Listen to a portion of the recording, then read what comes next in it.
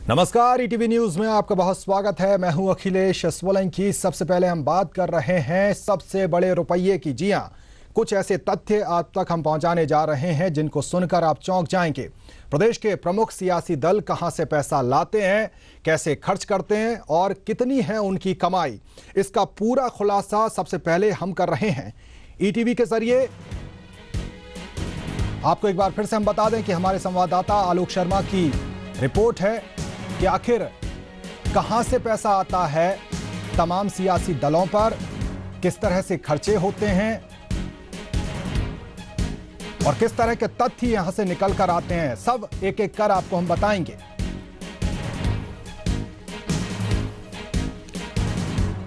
तो सबसे बड़ा रुपया, जी हां, आम आदमी के लिए ही नहीं, सियासी दलों के लिए ही नहीं, नेताओं के लिए ही नहीं, सभी के लिए सबसे बड़ा रुपया। लेकिन आम जनता ये जानना चाहती है कि ये पैसा जो है सियासी पार्टियों के पास आता कहां से है, ये पैसा का स्रोत क्या है, किस जरिए आता है, कहां खर्च होता है और किस तरह से नेताओं के पास कितनी संपत्ति है, उसका पूरा ब्यौरा हम आप तक पहुंचा रहे हैं ईटीवी राजस्थान के जरिए।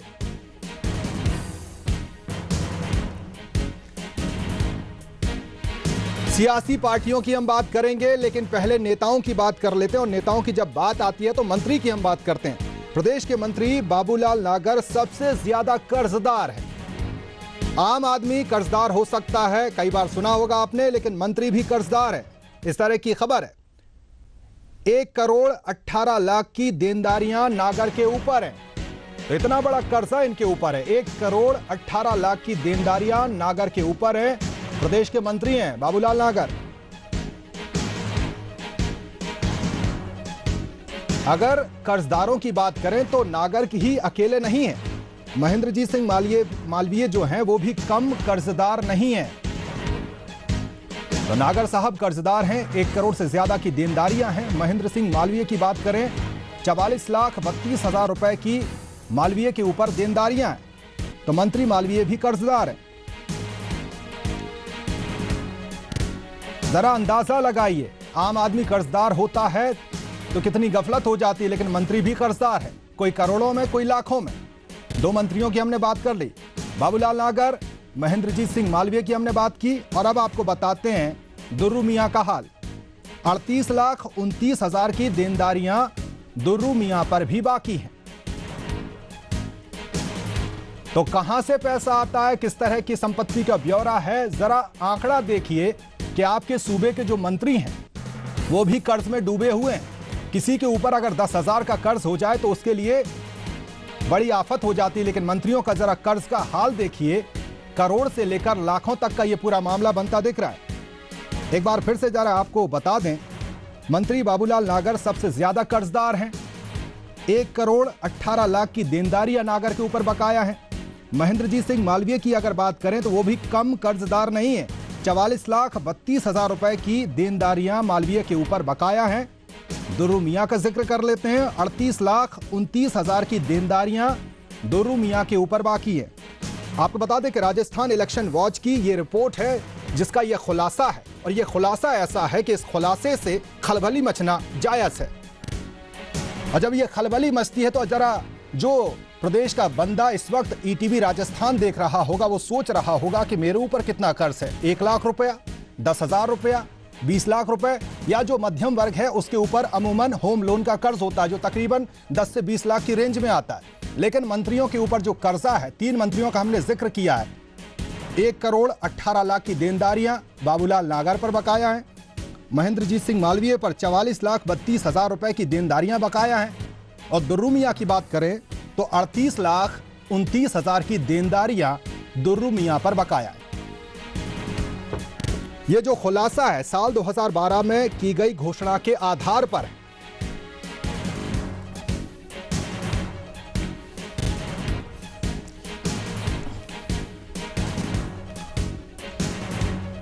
तो सहयोगी आलोक शर्मा ने आज जो पिटारा खोला है उस पिटारे की हम बात कर रहे हैं। कई तथ्य ईटीवी राजस्थान आपके सामने रखेगा, एक एक करके सब पर हम बात करेंगे। सबसे पहले जो खुलासा मंत्रियों के कर्जे को लेकर हुआ उस पर बात करते हैं। आलोक शर्मा मेरे साथ जुड़ गए। आलोक, जिस तरह से मंत्री कर्जदार हैं, करोड़ों का कर्ज है भाई। अरे बिल्कुल आपने सही कहा, लेकिन इसमें बड़ी रोचक और जो मजाकिया यूं बोल सकते हैं हम हास्यास्पद जो स्थिति है वो यहाँ पर ये देखने को मिल रही है कि जिन महेंद्रजीत सिंह मालवीय जी ने अपने आप को कर्जदार बनाया है, यदि उनकी 2008 की संपत्तियों की तुलना यदि हम 2012 में किए गए घोषणा पत्र जो घोषणा उन्होंने करी उससे तुलना करें तो उनकी संपत्तियां 15 से बढ़कर 25 हो गई है और दूसरी तरफ वो अपने आप को कर्जदार बता रहे हैं। तो ये एक बड़ा जनता के साथ में धोखा कहा जा सकता है। एक तरफ मंत्री जी कहते हैं कि हम कर्जदार हैं, दूसरी तरफ उनकी संपत्तियों में इस तरह से बेहताशा वृद्धि होती है। इसके अलावा जो इस रिपोर्ट में जो मेरे पास में इस वक्त मौजूद है उसमें जो खुलासा हुआ है उसमें ये हुआ है कि कुछ मामलों में मंत्रियों ने जो विधानसभा चुनाव 2008 के घोषणा पत्र में अपनी संपत्तियों का जिक्र किया था, 2012 में किए गए जो घोषणा पत्र जो संपत्ति जो घोषित करी है उससे वो संपत्तियां नदारत है, यानी कहीं ना कहीं वो संपत्तियां छुपाई गई है।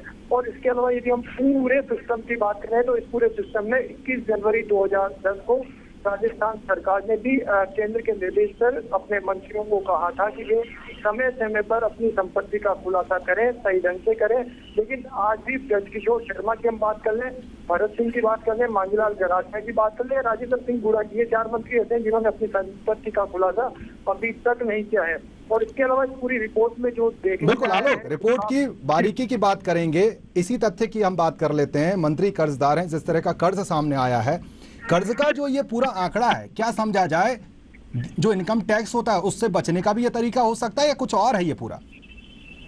जी बिल्कुल आपने सही कहा, इनकम टैक्स से बचने का ये मामला हो सकता है। इसके अलावा इस पूरी रिपोर्ट के जरिए ये खुलासा करने की भी कोशिश की गई है। जो राइट टू इंफॉर्मेशन के जो कार्यकर्ता है उन्होंने ये आरोप लगाया है कि उन्होंने इन पार्टियों से उनका जो पैसा आता है, आय और व्यय दोनों का खर्चा मांगा था, लेकिन वो पार्टियां जो है इसमें काफी शक्ति है देने में। किसी भी पार्टी ने उन्हें ये आय व्यय का जो आंकड़ा है स्पष्ट रूप से उपलब्ध नहीं कराया। इसका मतलब साफ होता है कि जिस प्रदेश में पारदर्शिता की बात राजनीतिक पार्टियां करती है वे खुद पारदर्शी होने से डरती हैं, ये साफ इसमें निकल कर आया है।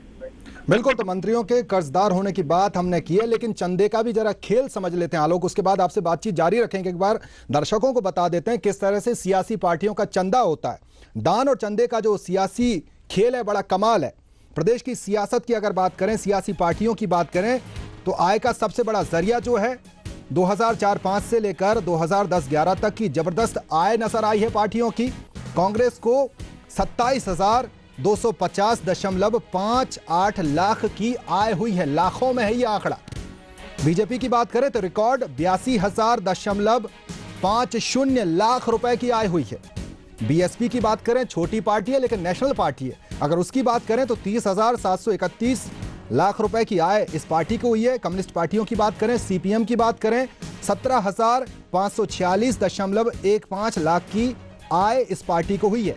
एसपी की बात करें 21,266.84 लाख। जदयू की बात करें 2600.59 लाख रुपए की आय इन पार्टियों को हुई है। दान और चंदे का सियासी कमाल इसको कहेंगे, बड़ा कमाल इसको कहेंगे। आलोक, दान और चंदे का जो आंकड़ा है ये अपने आप में चौंकाता नहीं, क्योंकि पार्टियां जो है वो चंदे का खुलासा अक्सर करती नहीं, और कहां से पैसा आता है और इतना पैसा आता है। जी बिल्कुल आपने सही कहा, जिस तरह से बात करें चंदा जो आता है वो इनके आय का एक बहुत बड़ा जरिया है। इसके अलावा यदि हम कांग्रेस पार्टी की बात करें तो ये निकलकर इस रिपोर्ट में सामने आया है कि उन्होंने जो अपने टिकट बिक्री जो वो करती है जिसके जरिए जो पैसा आता है वो सबसे बड़ा आय का स्रोत है। इसके अलावा यदि हम इनके खर्चे की बात करें तो जहाँ बीजेपी अपने प्रचार प्रसार पर सबसे बड़ा खर्चा करती है, कांग्रेस को अपने प्रचार प्रसार पर सबसे बड़ा खर्चा करती है, वहीं इनके जो नेता है उनकी यात्राओं पर जो खर्च होता है वो भी सबसे बड़ा एक इनका व्यय का जरिया है। और इसके अलावा यदि हम बात करें तो साफ निकल कर आता है कि जो विदेशी कंपनियां हैं उनसे भी ये फंड लेते हैं। इस रिपोर्ट में ये भी खुलासा हुआ है। उस फंड की भी हम बात करेंगे आलोक, जिस तरह से आप तमाम जानकारी हमें दे रहे हैं, जिस तरह से ये जानकारी हम साझा कर रहे हैं दर्शकों से, इस आंकड़े को और बढ़ाने की हम कोशिश करते हैं। प्रदेश में राष्ट्रीय दलों में सर्वाधिक आय कांग्रेस पार्टी की, इस तरह का खुलासा हुआ है। पिछले 7 वित्तीय वर्षों में जबरदस्त इनकम हुई है कांग्रेस पार्टी को। 2,771.74 लाख रुपए की आय पार्टी ने इंगित की है, उसको इतनी आय हुई है। 99,476.67 लाख रुपए की आय बीजेपी को हुई है। बीएसपी की बात करें तो 48,428.51 लाख रुपए की आय इस पार्टी को हुई है। सपा की बात करें, बसपा और सपा अपने आप में बहुत इंपॉर्टेंट फैक्टर होते हैं केंद्र के दृष्टिकोण से। अगर सपा की बात करें, आय है 27,855.65 लाख रुपए। जदयू की बात करें तो 2667.81 लाख रुपए की आय। राजस्थान इलेक्शन वॉच का यह खुलासा है। खुलासा चौंकाता नहीं, जिस तरह से आप बात कर रहे थे आलोक, जिस लगातार दान मिलता है, कई पार्टियां टिकटिंग करती हैं, कूपन्स देती हैं, और बसपा का तो अपना ही एक अलग ही तरीका होता है। आपने सही कहा, सभी पार्टियां अपने अपने स्तर पर अलग अलग तरीके से पैसा जुटाने का प्रयास करती है। इसमें दानदाताओं का सहयोग लिया जाता है, इसमें फंड लिया जाता है, पार्टी से जुड़े लोगों की जो अपनी जो स्वेच्छा से जो पैसा दिया जाता है, वो सब इनके जो है जो आय के एक बड़े स्रोत है। लेकिन बड़ी बात यह है कि जिस तरह से पैसा खर्च किया जाता है, यदि उस पर नजर डाले तो साफ होता है कि ये जो नेता हैं, ये जो जनता के प्रतिनिधि हैं, ये जो विधानसभा में बैठे हैं, चुनकर जाते हैं, वो एक बड़ा खर्चा अपनी सुविधाओं पर, चुनाव प्रचार प्रसार में और वोट में इनको लुभाने के लिए खर्च करते हैं, न कि आमजन की सेवा पर। आलोक, अब देख लेते हैं कि इनकम के जरिए क्या है। कूपनों की बिक्री बनी कांग्रेस की आय का सबसे बढ़िया जरिया। 1,55,377.18 लाख रुपए की आय पिछले 7 सालों में कांग्रेस पार्टी को कूपनों के जरिए हुई है। 2004-05 से 2010-11 तक की जबरदस्त आय दर्ज की गई है। कुल आय में 77.35% हिस्सेदारी कूपन बिक्री की है। तो कांग्रेस का खेल, किस तरह से कांग्रेस को आय होती है, उसका तमाम जो तरीका है वो पता चल जाता है। जबकि बीजेपी की अगर बात करें, स्वैच्छिक सहयोग से कमाती है सबसे ज्यादा। इससे बीजेपी की आय रही 82,050, यानी कि 50 लाख रुपए। 82,050 लाख रुपए बीजेपी की कुल आय में 82.43% का इसका योगदान है। आलोक, इस पर बात हम करेंगे, लेकिन जो बड़ा एक रोचक तथ्य यहां पर निकल के आया है कि सूदखोरी की अगर बात करें तो पार्टियां ब्याज कमाती हैं। अपने आप में चौंकाने वाले तथ्य, जरा उस तथ्य को साझा करते हैं, उसके बाद आपसे बात करते हैं। प्रदेश में राजनीतिक पार्टियां ब्याज से कमाती हैं मोटा धन। पिछले 7 सालों में कांग्रेस ने कमाया है सबसे ज्यादा ब्याज। कांग्रेस को 10,473.33 लाख की आय प्राप्त हुई है ब्याज के जरिए, इंटरेस्ट के जरिए। बीजेपी को 7,527.83 लाख रुपए की आय हुई है। बसपा की अगर बात करें 1898.27 लाख। एसपी की बात करें 5,350.11 लाख। जदयू की बात करें तो तकरीबन 40 लाख रुपए ब्याज के तौर पर मिले हैं। आलोक, ब्याज का धंधा।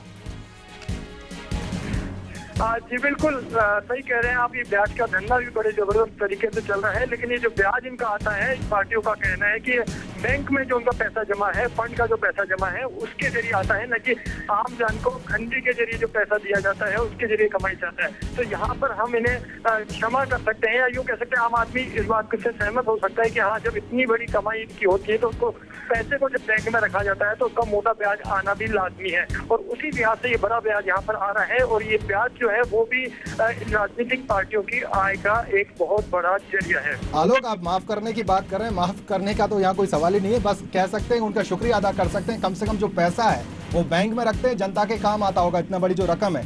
अगर बात करें विदेशी फंड की, तो बीजेपी और कांग्रेस दोनों ही विदेशी फंड लेने में अव्वल पार्टियां हैं, क्योंकि दोनों बड़ी पार्टियां और दोनों को विदेशी फंड भी जबरदस्त मिलता है। प्रदेश में पिछले 7 सालों का लेखा जोखा अगर देखें तो बीजेपी ने 983.50 लाख का विदेशी फंड प्राप्त किया। और चौंकाने वाला तथ्य जो है, रोचक तथ्य जो है, कि कांग्रेस को भी इतना ही फंड मिला है। वेदांता समूह, public and political awareness trust, Hyatt Regency, Dow Chemicals प्रमुख फंड देने वाले स्रोत हैं। दोनों दलों को दान देने में वेदांता समूह सबसे आगे है। नेशनल इलेक्शन वॉच ने यह खुलासा किया। आलोक, विदेशी फंड लगभग बराबर दोनों पार्टियों को। जी बिल्कुल, आप सही कह रहे हैं। सबसे बड़ा सवाल यही उठता है, आमजन इसी बात को बार बार उठाता है कि जब इस तरह से विदेशी कंपनियों का सीधा राजनीतिक पार्टियों को फंड देने का जो काम चल रहा है, उसके बाद में क्यों आम आदमी की नहीं सोची जाती, क्यों विदेशी कंपनियों की ज्यादा सोची जाती। तो वो यहाँ पर खुलासा होता है कि जो चाहे बीजेपी हो चाहे कांग्रेस पार्टी हो, दोनों को ही विदेशी जो संस्थान है, विदेशी जो कंपनियां हैं, उनसे बड़ी तादाद में पैसा मिलता है। जब राज्य स्तर पर इतना पैसा इन पार्टियों को दिया जाता है तो देश में कितना पैसा आता होगा, इसका अंदाजा सहज लगाया जा सकता है। और बिल्कुल जिस तरह से आलोक जिक्र कर रहे थे कि कई ऐसे मंत्री जिन्होंने खुलासा नहीं किया, उनका नाम ले लेते हैं। मंत्री बृजकिशोर, भरत सिंह, मांगीलाल गरासिया, राजेंद्र गुड़ा, चारों मंत्री नहीं मानते केंद्र के निर्देश, नहीं की 2012 में अपनी संपत्ति की घोषणा। सामाजिक कार्यकर्ता अरुणा रॉय ने यह जानकारी दी है। आलोक शर्मा का बहुत बहुत शुक्रिया यहां पर अदा करेंगे। जिस तरह से पैसे की जो माया चमक के आई है वो तस्वीर हमने दर्शकों को दिखाने की यहां पर कोशिश की है। चलिए यहां रुकेंगे एक छोटे से ब्रेक के लिए।